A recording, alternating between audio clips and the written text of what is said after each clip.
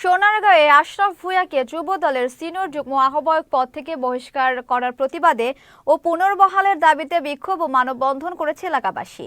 শুক্রবার বিকেলে সোনারগাঁও উপজেলার তালতলা বাজার এলাকায় বিক্ষোভ মিছিল ও মানববন্ধন অনুষ্ঠিত হয়। এতে উপজেলা বিএনপি, যুবদল ও ছাত্রদল সহ বিভিন্ন অঙ্গ ও সহযোগী সংগঠনের নেতাকর্মীরা অংশ নেন।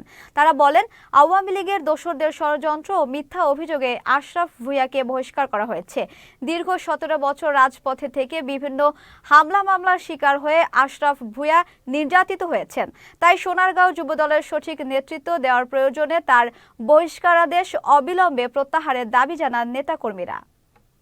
দেশনায়ক তারেক রহমানের কাছে আমরা বিনীত আহ্বান জানাচ্ছি, আপনারা আমাদের বিষয়টাকে সুষ্ঠুভাবে তদন্ত করুন। তদন্ত করে আমরা তো আশরাফ ভূঁইয়া ভাইকে সিনিয়র যুগ্ম আহ্বায়ক পদ থেকে যেই বহিষ্কার আদেশ দিয়েছেন এটা আপনাকে প্রত্যাহার করুন এবং ওনাকে ওনার পদে পুনর্বহাল করুন। মিটিং মিছিল আন্দোলন সংগ্রাম করে ওনার নেতৃত্বে আমরা করেছি এবং উনি নির্যাতিত। আমরা ওনাকে ওনার শপথে পুনর্বহাল চাই। আশরাফ ভূঁইয়ার বহিষ্কার আদেশ প্রত্যাহারের দাবিতে আজকে আমরা দাঁড়িয়েছি, সবাই একত্রিত হয়েছি।